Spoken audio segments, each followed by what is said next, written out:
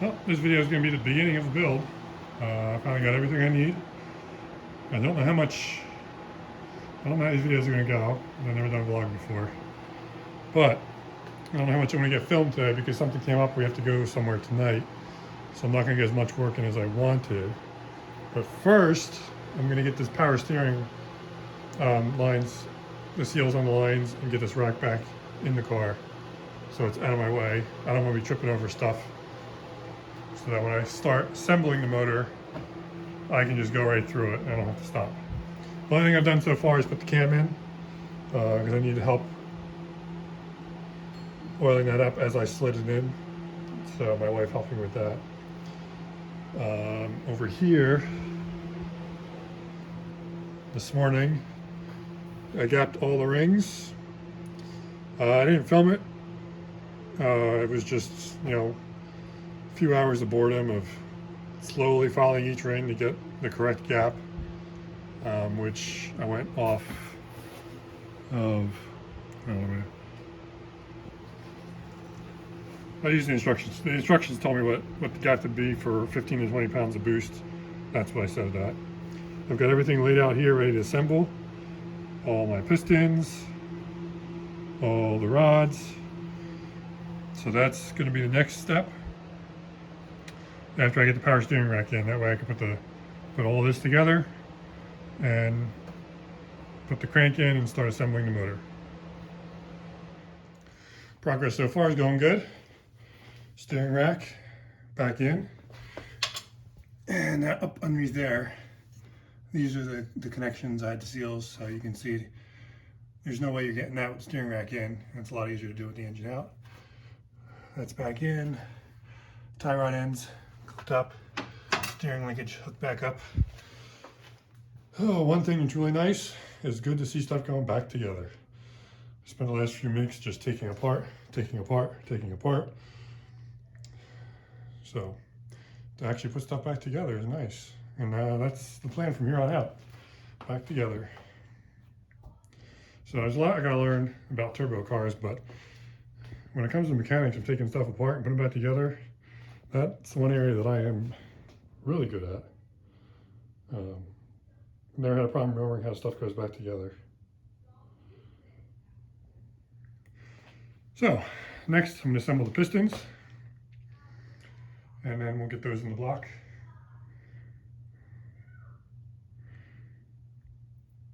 Because I can show you real quick how I did all the ring gaps. So let me get this front bumper out of the way, flip the block back over, and I'll show you the process that I went through to gap all the rings, and then we'll get started putting the pistons together. And then we'll number them, keep everything in order, so it's all set to go in the block. All right, real quick here, I'll just go over the process of gapping piston rings here. So just for example, cylinder number 1 here, you take your ring, pop it in the cylinder there, and then take your piston, drop it in there to square the ring up in the bore, and then you'll take your set of feeler gauges, and they should just snugly fit in that gap there. So I gapped my ring. My top ring is gapped at 29 thousandths. Top compression ring 29 thousandths. Second compression ring 30 thousandths.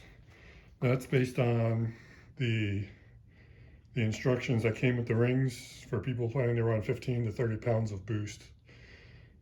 So that's where I set mine at. And it's just a long process. You fit the ring, see if the gauge fits, then pull it out, file the end, put it back in, check it again. And keep doing that until your gap is right. And you want to sneak up on it so you don't end up with too big of a gap. And then there's my ring gap right there. Focus in there. Try to keep it nice and square. So it's going to have some blow by, but that's sort of the trade-off, because if the gap is too small, as it heats up from the cylinder temperatures and then the increased cylinder temperature from running a turbo, if those ends, butt together, things will break. And I think that's kind of what contributed to the failure on this motor too, because going over the pistons again, I noticed a few of the pistons had broken rings. And I know they didn't break when I took it out. So they must have been broke inside the motor. So they might not have been gapped properly. So that's how I'm going to put this back together. I don't know if I'm going to run that much boost. The bottom end is more than capable of holding that kind of those boost numbers.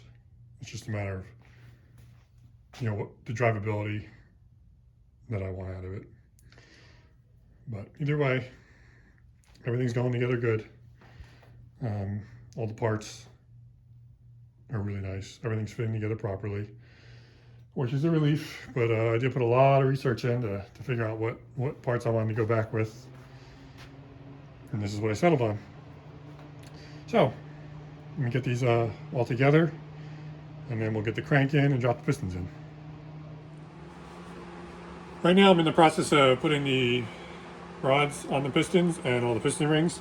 I've done 5 now, working on number 6. So I'm gonna try and film this one, see how it goes. First, we're gonna put the clips in for the piston pin.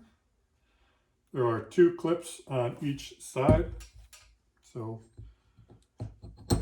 4 total.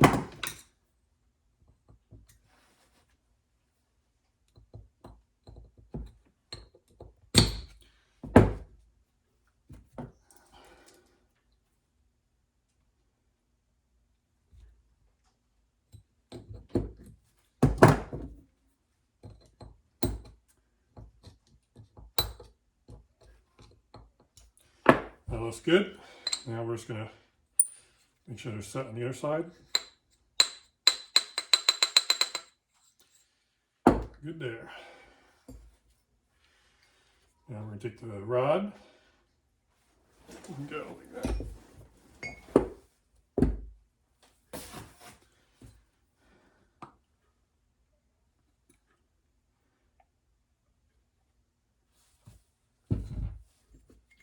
Some assembly lube in here.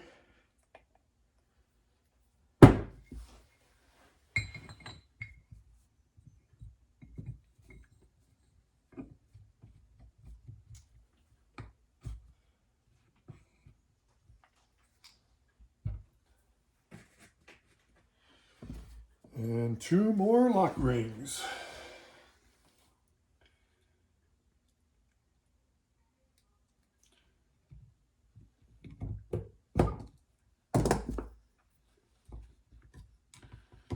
Push this down the groove.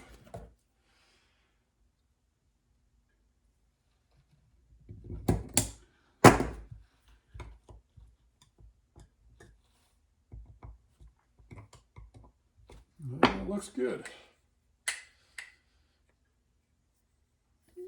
Now we're gonna get the rings out.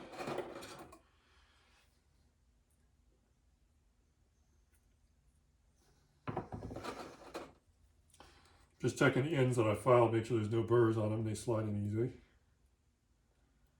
Those look good. So we're going to do the oil control ring first, and we're going to put the gaps where they belong. As I install them, I found out it's awfully hard to try and move them around once it's in. Now this ring took me a few tries in the first piston I did. You want to make sure it doesn't overlap on the other side there.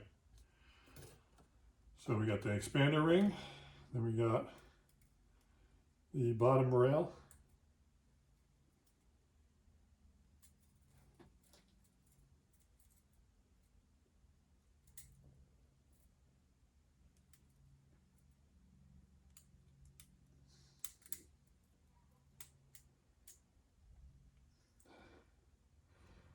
I found that once I get the bottom rail on, then the top one goes easier.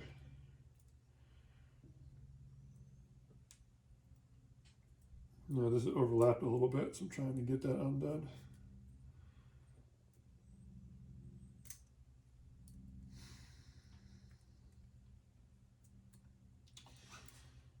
All right, I'm gonna try this again.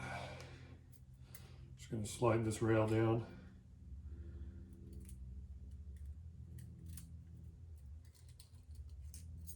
All right, now make sure it's not overlapped.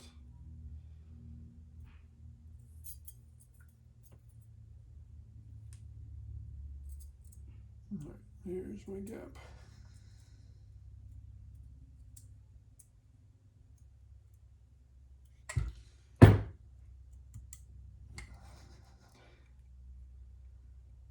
For some reason this ring is the hardest for me. There's a secret to it, I haven't figured it out yet.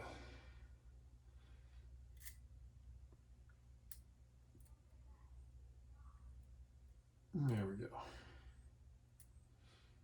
That looks good. Now we're going to do top rail.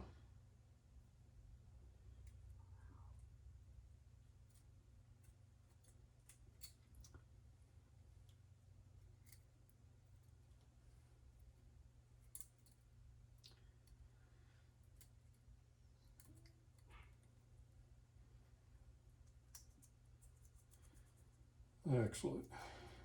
Should be sliding nice and smooth. Perfect. Now we're going to do the second compression ring. There's a bevel on it that has to face down. And that gap is going to go on this side. So the instructions that came with the rings tell me where to put the ring gaps. That's what I'm following.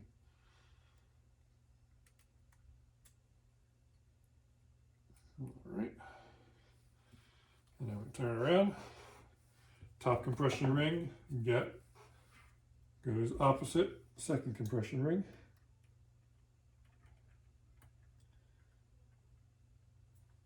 Pop this on. And there we go. Done. Line this up right here. And we've got 2 more to go.